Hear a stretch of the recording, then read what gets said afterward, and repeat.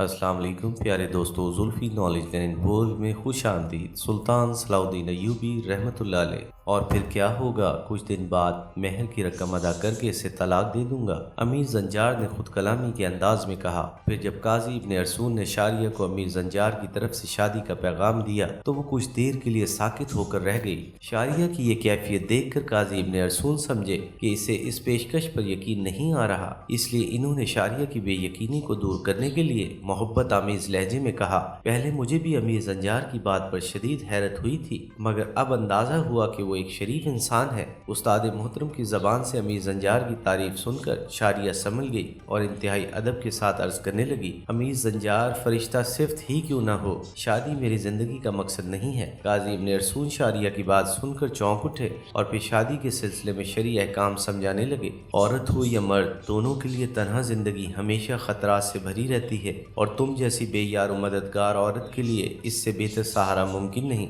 यकयक शारिया बहुत ज्यादा उदास नजर आने लगी। मैं आपके तवस्सुस से इल्म की पनाह में आई थी, आप मुझे दोबारा एक ऐश परस्त अमीर के हवाले कर रहे हैं। शारिया के लहजे में बेपनाह दर्द शामिल था। अगर अमीर जंजार इतना ही शरीफुल नफ्स इंसान है तो मुझे अपनी बेटी क्यों नहीं बना लेता? अगर किसी को मेरी गुर्बत का इतना ही एहसास है तो मेरी कफालत के लिए वजीफा मुकर्रर क्यों नहीं कर देता? ये सब नफ्स के बंदे हैं जो लिबास बदल बदल कर दुनिया को फरेब देते रहते हैं। शारिया की हकीकत पसंदाना गुफ्तगू सुनकर काजी इब्न अरसून शदीद हैरत में मुब्तला हो गए। अगर आपके मदरसे की जमीन भी मुझ पर तंग हो गई है तो मैं आज ही यहाँ से चली जाऊंगी। ये कहते कहते शारिया की आंखों में आंसू आ गए। ये मंजर देखकर काजी इब्न अरसून मुस्तरिब हो गए और शारिया के सर पर हाथ रखते हुए बोले, तुम मेरी बेटी की तरह हो, न मैं तुम्हें मजबूर कर सकता हूँ और न इस मदरसे की जमीन तुम पर तंग हो सकती है। फिर जब अमीर जंजार दोबारा मदरसे में आया तो काजी इब्न अरसून ने बहुत नरम लहजे में शारिया का अंदिया जाहिर किया कि वो किसी अमीर से शादी नहीं करना चाहती। अमीर जंजार के होठों पर एक अय्यार मुस्कुराहट उभर आई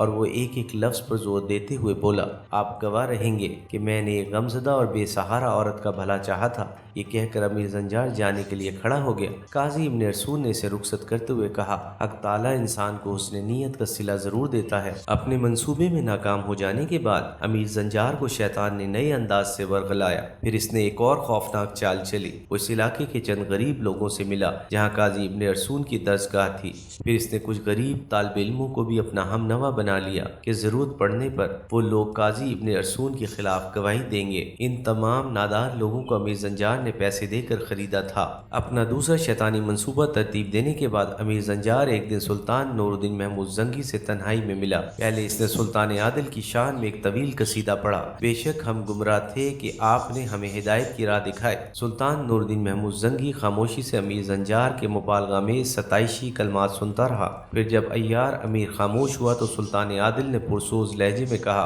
तमाम तारीफें और बड़ाइयाँ सिर्फ अल्लाह ताला के लिए हैं और वही इंसानों को हिदायत देता है, मगर आज तुम्हें इस तारीफ की क्या जरूरत पेश आ गई? यकयक सुल्तान नूरुद्दीन महमूद जंगी के लहजे से तंज छलकने लगा था। सुल्तान की जहानत और फरासत ने अंदाजा कर लिया था कि अमीर जंजार की ये खुशामदाना गुफ्तगू बेसबब नहीं है, यकीनन वो कोई खास मकसद लेकर आया है। सुल्तान आदिल ने मुझे सबसे ज्यादा नाजुक जिम्मेदारी सौंपी है कि मैं आपको अवामी राय से आगाह करता रहूं। अमीर जंजार ने बड़े आजाना लहजे में कहा। वो सुल्तान नूरुद्दीन महमूद जंगी के शोबे जासूसी का एक अफसर था। इस मनसब पर 3 और मोतबर अफराद भी फाइज थे। अमीर जंजार ने अपने इसी ओहदे से फायदा उठाने की कोशिश की थी। मैं जानता हूँ, तुम अपना मुद्दा बयान करो। सुल्तान नूरुद्दीन महमूद जंगी ने पुरजलाल लहजे में कहा, काजी इब्न अरसून की वजह से कुछ लोगों में बदगुमानियां पैदा हो रही हैं। आखिर बहुत सोच समझ कर अमीर जंजार ने अपनी पहली चाल चल दी और सुल्तान नूरुद्दीन महमूद जंगी के चेहरे पर अपनी चाल का रद्द अमल तलाश करने लगा। कैसी बदगुमानी! एक लम्हे में सुल्तान आदिल के चेहरे का रंग बदल गया। क्या कोई मजहबी मामला है? मजहब से इसका ताल्लुक है भी और नहीं भी। अमीर जंजार लफ्ज चबा चबा कर बोल रहा था। आमतौर पर यह तर्ज गुफ्तगू अय्यारी और शरारत का गम्माज होती है। मुकामी लोगों और कुछ तालिब इल्मों को काजी साहिब के इस अमल पर एतराज है कि इन्होंने अपनी दरसगाह में एक खूबसूरत कनीज को रखा है जहाँ इनका एक शागिर्द और आपका मसाहिब खास यूसुफ सलाउद्दीन इस कनीज से मिलने के लिए बिला नागा آغا آتا ہے۔ محلے کے لوگ آپ کے روب و جلال کی وجہ سے خاموش رہتے ہیں، ورنہ حقیقت یہ ہے کہ اس سے منصب قضا بھی بدنام ہو رہا ہے اور دینی درسگاہ کا تقدس بھی، اور سب سے بڑھ کر یہ کہ سلطان عادل کے دور اقتدار میں یہ ناانصافی کیوں؟ امیر زنجار کی گفتگو سن کر سلطان نور الدین محمود زنگی کے چہرے پر فکر و تشویش کا رنگ ابھر آیا۔ امیر زنجار کے خیال کے مطابق اس نے قاضی ابن ارسون کی بے داغ قبا کے دامن میں ایک انگارہ ڈال دیا تھا۔ پھر اس انگارے کو دہکانے کے لیے امیر زنجار نے اپنے غلیظ دامن کی ہوا دینے کی کوشش کی۔ ابھی تو کچھ لوگ سرگوشیوں میں باتیں کر رہے ہیں، کل یہی زبانیں سرے عام کھلیں گی اور پھر دیکھتے ہی دیکھتے نکارہ بن جائیں گی۔ قاضی ابن ارسون اور یوسف صلاح الدین بھی دست انصاف کی پہنچ سے دور نہیں ہیں۔ سلطان عادل کے لہجے سے جلال ایمانی چھلک رہا تھا، جب عدالت عالیہ ہم سے باز پوچھ کر سکتی ہے تو کوئی شخص بھی قانون سے بالاتر نہیں، چاہے وہ کتنا ہی محترم ہو۔ سلطان نور الدین محمود زنگی کی خلوتگاہ سے نکل کر وہ فتنہ گر امیر نجم الدین ایوب اور اسد الدین شیرکو کے پاس پہنچا اور اس نے اپنی چرب زبانی سے یہاں بھی آگ لگا دی۔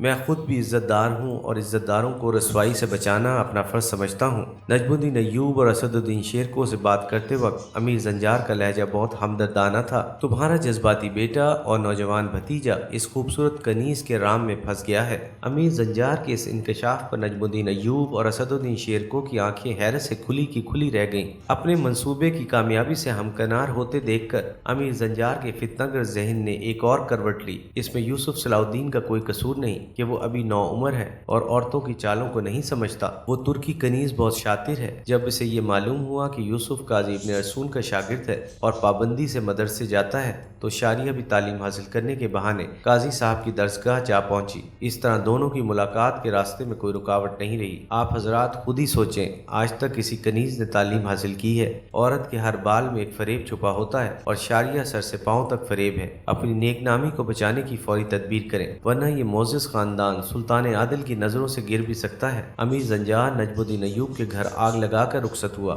اب اسے پورا یقین تھا کہ چند روز میں شاریہ قاضی ابن ارسون کے مدرسے سے نکال دی جائے گی، پھر اس کے سر پر کوئی سائبان نہیں رہے گا، مسائل کی دھوپ اسے جلا ڈالے گی اور پھر وہ اس کی پناہ میں آ جائے گی۔ ایپیسوڈ 24 اختتام پذیر ہوئی۔